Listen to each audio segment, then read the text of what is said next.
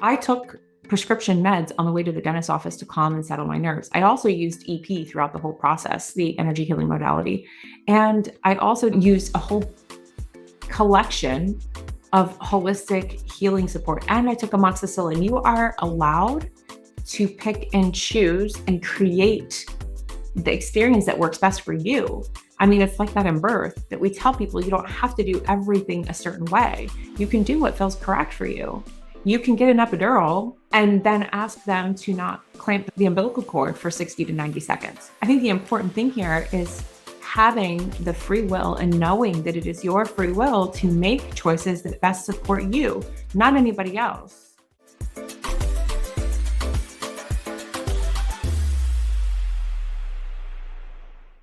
been a while, huh? Okay. We have important things to talk about. But first, I have a few announcements. So, number one, I want to tell you this is part one. So, in part one of this dental journey story, I'm going to be telling you my side of the story, what brought me to this experience, why I did it, how I did it, all of those things. Part two, I'm going to be interviewing my periodontist. And I should tell you that if this is something that is of interest to you and you listen to this episode, send me those questions for him now, like ASAP. And I will try to get them to him in time so that we can cover it in part two. If you're finding this after, then perhaps reach out to him directly. The second announcement is I have been dragging ass on moving this episode forward and talking about it. And it's for good reason and also a questionable reason. The good reason is because I've been really hyper focused on my book. And I find it really tricky to be in that creative writing zone and still have additional creative stuff to come out of me, even if it's on the podcast. But I have been so focused on my book. It's so close to the 50th rounds of edits, and I cannot wait to share it with you. By the way, I'll share a link in the show notes that you can sign up to get updates on when the book is ready. So please stay tuned. It is a labor of love. I'm excited for the book to come out, which is a strange thing to say because of the material, but I've learned and realized that I can hold the duality of being excited to share this really important piece of work because I know how much it will help people and also the pain that came with the whole reason behind the book. So, in short, the book is about my healing journey with my mom. It's not something I've ever really talked about publicly, so it's a thing for me to get my head out of my own ass and write it and get comfortable sharing it, but I know it's time. So, I'm pausing from that creative flow that I've been in. I have a big deadline that I want to get this thing done, but I'm pausing because it's October 1st and I am wanting the podcast to come back to life. I miss podcasting regularly. I have important shit that I want to share with you. The not so great reason that I have been dragging on getting this episode out is because of the stigma. There is so much stigma associated with teeth and with issues with our teeth. And I'm reaching a point where I'm kind of over it. I shared a little bit about this journey that I went on with my mouth over the last 14, 15 months. Just here and there, I shared tidbits. I've had so many fellow moms commenting and fellow holistic moms, holistic minded, natural minded parents replying to my stories and asking questions. Who did I go to? What kind of process am I having done? People want more information. There's not a ton of information. There's especially not a ton of people sharing their firsthand experiences with doing something like undoing old root canal sites. So, having said all of that, I am 42 years old. I'm at an age where I'm giving less and less F's about what the people on the internet think of me, and I'm allowing the importance of the message getting out to the people who need it to outweigh my discomfort with any stigma associated with teeth. I'm going to actually start this story way, way back, childhood. So I did not grow up in a family that placed high importance on dental health. My dad's Israeli. In Israel in the 50s and 60s, 70s, they just really were not focused on dental health. And as a child, I didn't go to the dentist regularly. We never had health insurance. We never had dental insurance. And I only went to the dentist when I had a lot of pain, which ended up being a root canal. They chose to have a root canal done on my mouth. And I was, I don't know, probably 10-ish years old.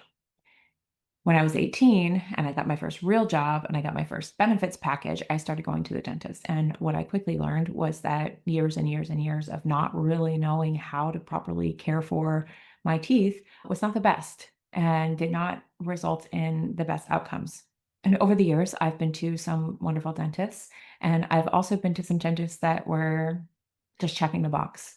And as I've gotten older and I've been on this spiritual journey and I've been on this holistic journey and I've been using energy healing more and more and more and more, my body has become incredibly sensitive. And that's really a byproduct of doing the level of energetic work that I do on myself and on my clients.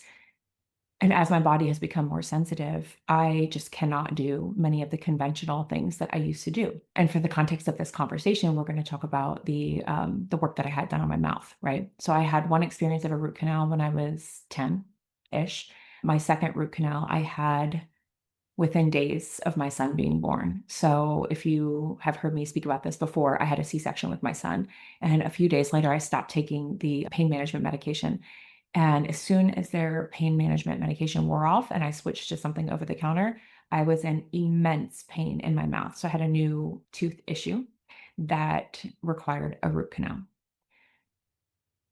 Fast forward multiple years, getting into energy healing, doing some major upgrades to my system, my body's operating system. And I began to become aware and noticing different conversations on the interwebs about holistic dental care and more specifically about the potential impacts of root canals. Let's go back to around the time my mom passed, right? Not long after, I should say. I have been following this woman on social media. She's an Israeli mother of three she was running a big spa out of New York City. Her social media handle is Noy. I came across her socials one day when I was scrolling, and I really loved this one particular style of facial that she was offering. I didn't know anybody who offered it locally. I became fascinated with her stuff. Eventually, she shared some behind the scenes information about her battle with bone cancer, and so I started paying closer attention, and I just really felt like I connected with her for some reason. And shortly after my mom passed, I learned that she had also passed. Mind you, she was only, I want to say late 30s, and I was 40 when my mom passed. Okay. So yeah, I was still 40. And so we were very close in age. I'm a mother of three. She is a mother of three. And when I learned that she passed, I started digging up. I was searching for more information, like what happened? Oh, did her bone cancer come back? I knew that she had been in remission. So I find this podcast episode. She was a guest on the Skinny Confidential. And I don't usually watch that show, but I did watch her episode and I began noticing, right? Things were coming into my awareness. So she began sharing about her journey and sharing about while she was in remission, that one of the things that she had learned about was that there's meridians in the teeth that connect different parts of the body. She was drawing a connection between some dental work that she had done in the past, specifically root canal work, and issues that she was encountering. And so she wasn't necessarily saying, and I'm not necessarily saying, that root canals cause XYZ. I'm not a doctor. I'm not your doctor. I'm not here to say any of that. But I just noticed it. I noticed it. My body became aware of, oh, this is a thing. I have root canals. I have two, had two. So noticing that, okay. Now she mentions a documentary. It's called The Root Cause. I don't know if it's still on the interwebs. At the time, I was able to rent it, I think, for a couple bucks. I'll try to find a link. I'll share it in the show notes for you. I watched the documentary and took what I felt was correct and left the rest at the door. And again, and I'm noticing how my body is receiving the information. And really, for me as a projector, it feels like a subtle invitation to an awareness. Okay.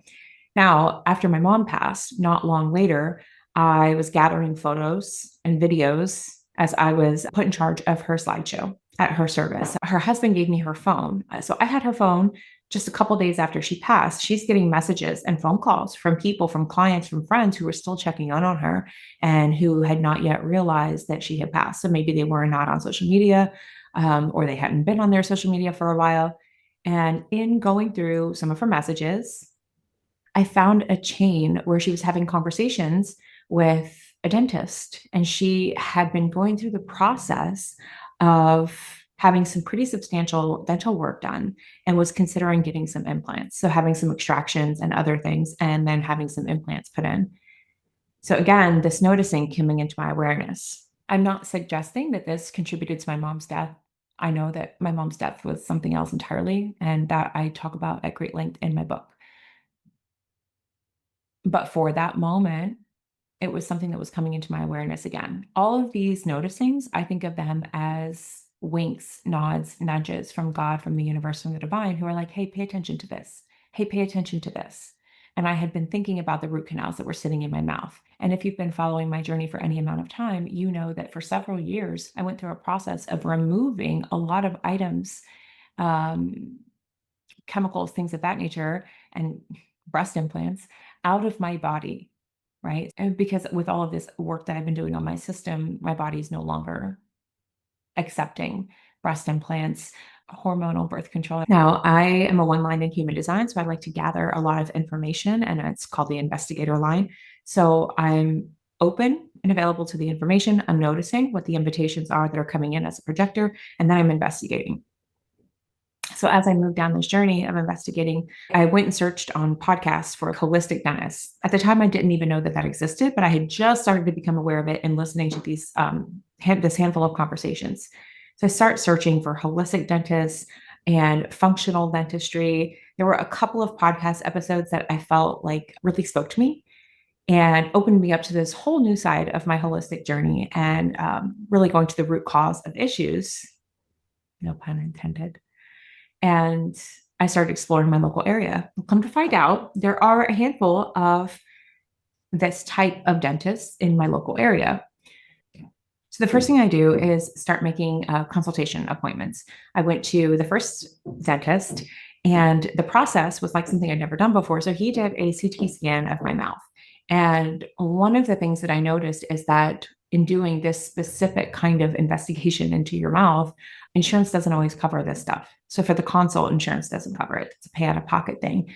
And I took note of what a big deal it is that probably a good portion of the population are not in a position to be able to afford the consultation. I was lucky enough to be able to go ahead and do that, have the CT scan done. And what I noticed with this man, I sat in his chair. Number one, he never sat me back. He never did the like old fashioned, hey, let's lean back. Can I take a look in your mouth and see what we have going on? He never examined my mouth. He only looked at the CT scan. And then he handed me a $30,000 estimate, almost entirely to be out of pocket. Insurance only covers a very small portion of this kind of thing. So I thought, okay, I'm also becoming more and more aware of how and paying attention to the information that my body gives me when I'm in different environments. When I was in his office, it felt very sterile and cold. I felt like a number. I did not feel comforted, nurtured, any of those things. So I had two other consults scheduled. The next consult went quite well, but that particular dentist does not do the entire process that you need when you're undoing root canals. It's a multi-step process that I will do my best to explain, but I'm going to have my periodontist explain better in part 2, where I'll be interviewing him. For the sake of part 1, this is strictly my lens, my perspective. I really connected with that second dentist, and I felt like he would be an important part of the journey because there's certain things he does and certain things that the other one do that eventually I would need them to work together. And they do actually work together with quite a lot of people in this general area.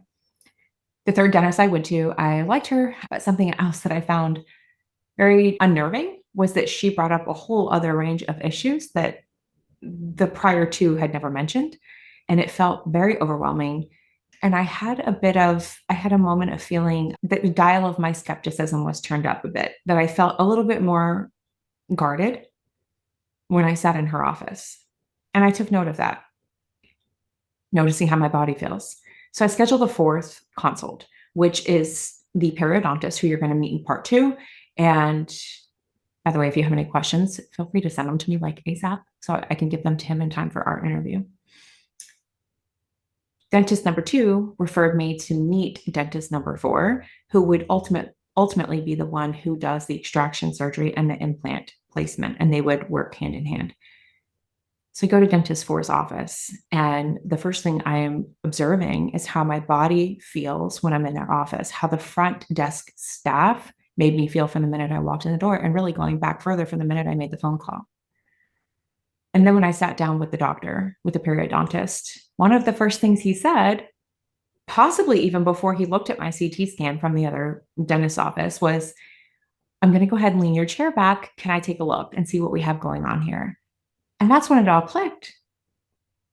This first dentist was throwing a $30,000 bill in my hand and never saw my teeth. because like my actual teeth with his eyes. So that and this man's 25 years, I believe, 25 years of experience focusing primarily on this specific category of dentistry and his openness to not just a holistic lens of dentistry and doing extractions and implant procedures, but further than that, fully supportive of the ways that I was going to hold myself through this journey. So the way I approached this, got to put the T down for this. So the way I approached this was I need somebody who's going to do the medical side. I need somebody who has their expertise and who understands this and who is the doctor and who's done years and years and years of this kind of thing to bring in their expertise. And then on my side of the fence, what are the things that I'm going to do? And so I envisioned us working collaboratively. And once I sat down with this periodontist, I knew that he was the one that I wanted to do the extractions and that first procedure, which I'll explain a little bit more in a moment, and the implant. And I knew that I would be working with dentist number two on the parts of the process that he specializes in. So the crown placement. So next I want to move into a little bit of a behind the scenes of how I prepared for the first surgery. Okay, so when you are undoing old root canals, I had two. One from when I was probably 10 years old. As a child, we never went to the dentist. We never had dental insurance. I only went under that one situation when I needed a root canal because I was in excruciating pain and it was very traumatic to me at the time. The second one was when my first child, my son, was a couple days old. As soon as the C-section medicine wore off, my mouth was something else. That was root canal number two. So I'm going in to this first procedure, and the first part of it in undoing the root canals is obviously taking off the crown, extracting the dead tooth, clearing the infection, and they use a combination of, I believe, ozone therapy and a PRF process, which I will ask him to explain through the medical lens in more detail for you. And then for me, bone grafting. So for a lot of reasons, of which I believe certain hormonal birth controls contributed to quite a bit of bone density loss in my jawbone over the years. So I did not have, all of that to say, I did not have enough jawbone to hold an implant yet. So part of this process wasn't just taking out these two dead teeth. Lucky for me, they were in the same spot on the same part of my mouth. But it was also grafting. So taking some kind of bone material and filling it into my jaw in hopes that my jawbone would use it to help heal and grow and build out my jawbone. First things up was scheduling the procedure. When it came time to schedule, the front office was so supportive of me relying on the astrology. More specifically, I was looking at the phases of the moon cycle as one of my friends suggested. And again, I went as the investigator and researched why we were doing this, and it made perfect sense to me. The moon cycle shifts every day. And if you have dabbled in astrology at all, of which I'm no expert, but I do feel like a lot of it resonates with me, in certain phases of the moon, it's just astrologically more supportive to having optimal surgical outcomes. We'll say it that way. I found this website that goes through every stage of the moon for the next year, 2 years, however many years. You can look at the schedule, look at the calendar, and see what dates you have planetary support. Now, I get that this is not always possible given schedules, given days off, given emergency procedures. But in this particular example, it was really important to me that I felt held on every level. I felt held by my periodontist. I felt held by the energy healing work that I do and that I was going to use on my side of the fence. I felt held by the planets. Then, in preparing for the procedure, one of the things that I discussed with my periodontist is that I would be working with the material that he was going to use in my mouth, specifically using the energy healing modality that I am a practitioner with, and that's EP, expansion principle. I was going to be using EP to tune into this material, of which we were using a combination of cadaver and synthetic material. I would tune into the material, infuse it with EP, tune into my mouth, into my jaw space, also infuse it with EP, and then let my body know what's going to happen, and ask my body to make friends with this material, that it's there to support me. And the thing is, when I shared all of this with him, all of the things I would be doing on my side of the fence, I didn't get the deer in the headlights look. He was fully supportive of whatever I wanted to do on my side of this collaborative effort. Now, as the surgery date got closer, I decided to have the experience before having the experience. So, what that means is a visualization technique where I go into a sort of meditative state and I visualize in my mind's eye the full experience of having this first surgery done before I even physically arrive at the dentist's office. And I've done things like this loads and loads of times in the past. I think the first big example I had was when I was preparing for my first VBAC. And I used to play the visualization in my mind before bed of what my ideal VBAC would be like. At the time, I wasn't using EP, but now I have it as a tool in my toolkit. And so I infused this whole situation with EP. I wrapped the room that I was going to be having the procedure in. Now, something else that I've also come to understand in my studies as an energy healing practitioner is that there is information stored in our teeth. And as part of the surgery day, I infused the areas where they were working, because even when the physical tooth is gone, something I've learned through my mentor through EP is that even when the physical tooth is gone, the energy of the tooth is still present. So we have the physical body, we have the energetic body, right? And so I infused and continued to saturate these spaces with EP throughout the healing process. So that first surgery day was July 1, 2024.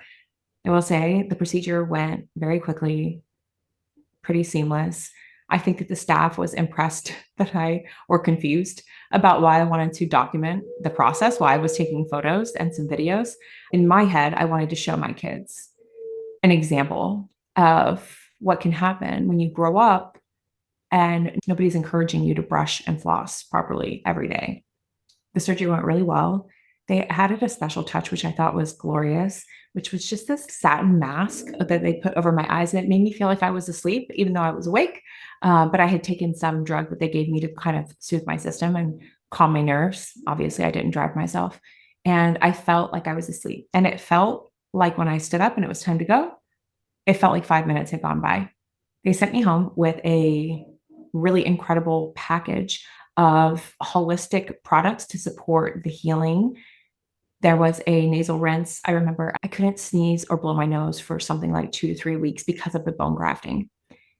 And that's really difficult for me. One of the other suggestions that the periodontist highly, highly recommended was using the antibiotic amoxicillin during the healing. He felt like, yes, there's lots of things you can do. You can choose to do whatever you like, which I really appreciated. It felt very much like the informed consent that we hear about in the birth world. It was like the informed consent of the dental world. He presented me with all of these options, and really suggested amoxicillin if it was something I was comfortable with.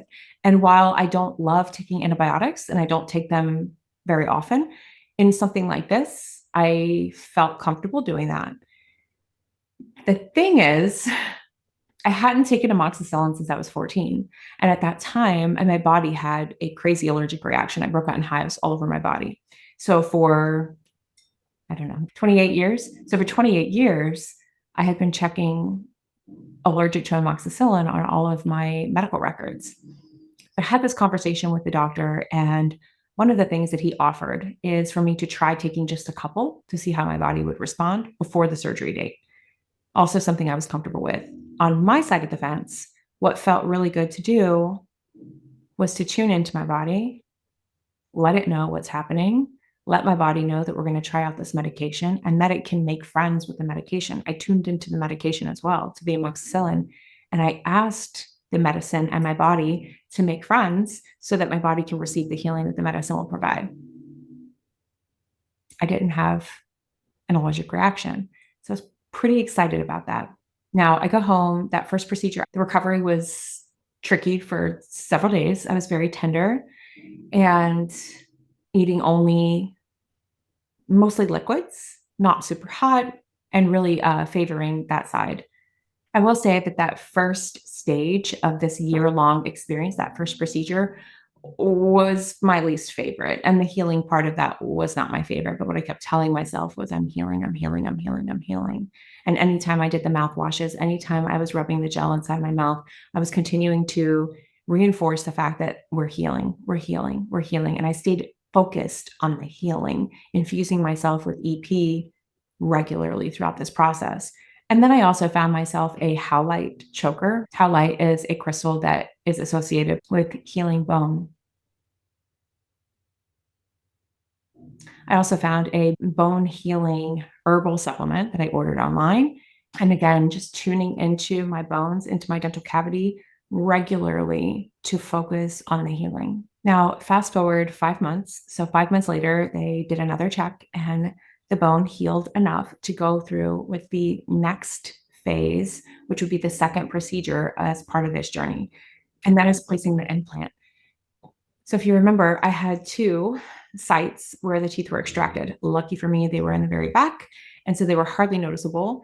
But I did go for almost a full year before I finally got the one tooth put back in. I'll explain that.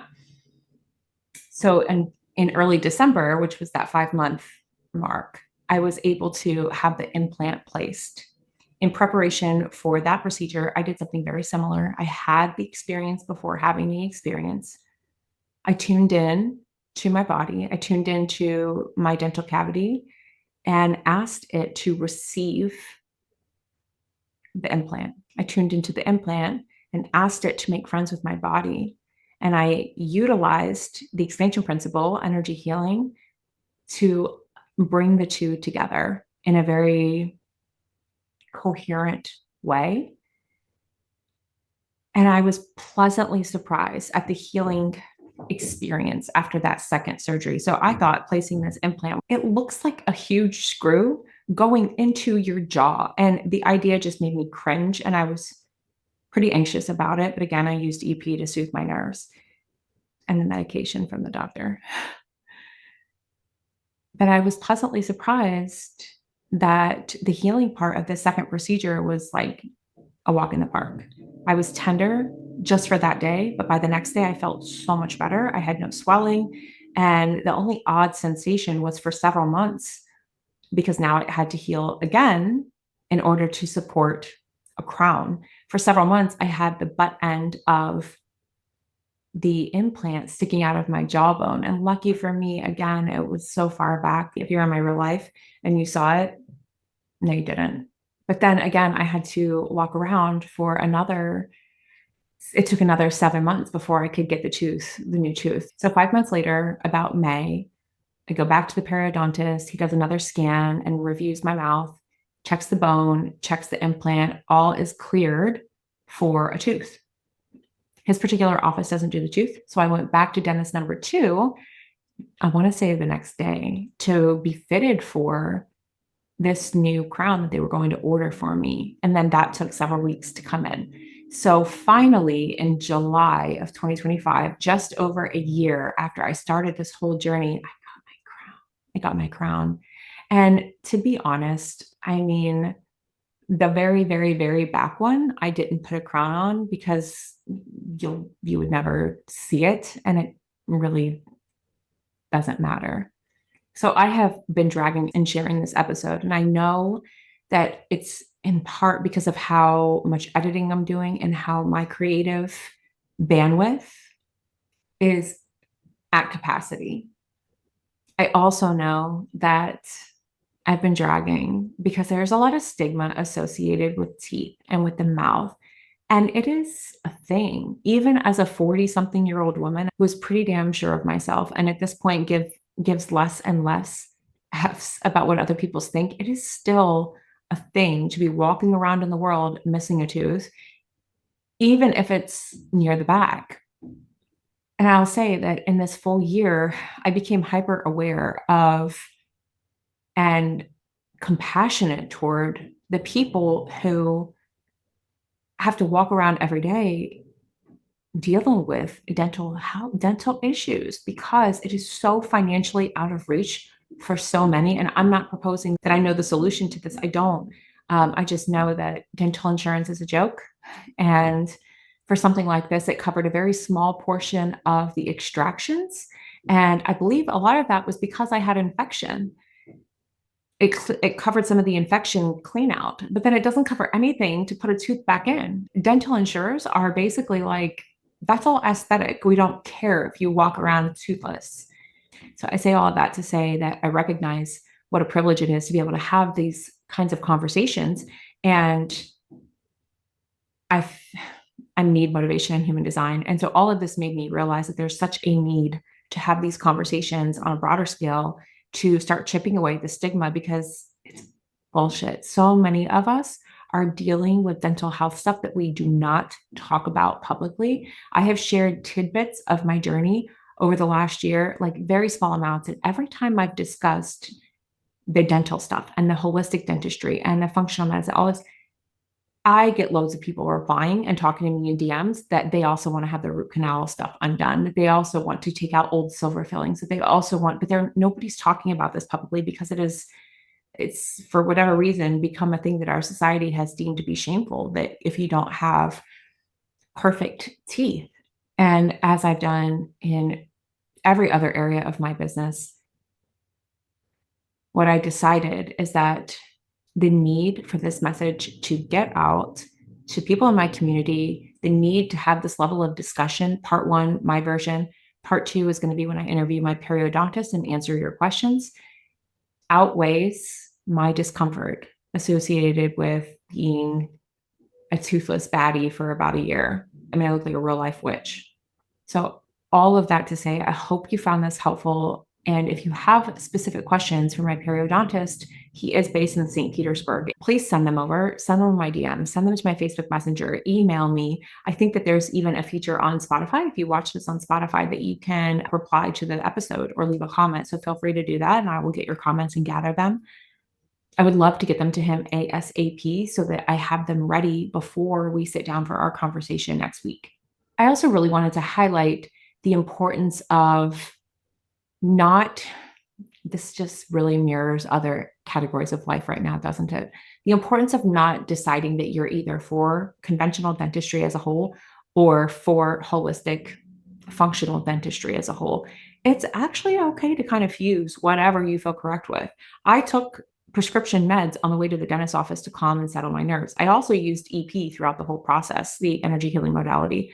And I also used a whole collection of holistic healing support. And I took amoxicillin. You are allowed to pick and choose and create the experience that works best for you. I mean, it's like that in birth that we tell people you don't have to do everything a certain way. You can do what feels correct for you. You can get an epidural and then ask them to not clamp the umbilical cord for 60 to 90 seconds or whatever you choose. I think the important thing here is having the free will and knowing that it is your free will to make choices that best support you, not anybody else. And by all means, if you would like to show some solidarity, feel free to comment, send me a note, send me something telling me that I am not the only one out here. And then in wrapping up, I also want to invite you into energy healing. This is something that you've heard me talk about. I'm going to continue talking about it in coming episodes in various capacities I've been using it on. I have not taken a year and a half off since my mom died. I have been working. I just haven't been working publicly facing. I've only shared a few podcast episodes and I've only shared a little bit of my work. However, I have been working mostly utilizing new ways to use EP on my friends, on my children, on myself, and on clients. So, having said that, if you're not sure if energy healing is something that can be supportive to whatever it is that you're going through in your life at this moment, try me. Send me a DM, send me a message, talk to me, tell me what you're dealing with. You can apply the link in the show notes if you like, and we'll have a conversation. Tell me what you're working with, and I will tell you how energy healing can support you. Doesn't mean you have to work with me. You can work with whoever you choose or no one at all if you choose that. But if you're serious about changing your life, changing your experience, and utilizing your free will to make the decisions that best support you, EP may be a tool that can be super helpful to you. So reach out, let's have a conversation, and I hope you have a wonderful week.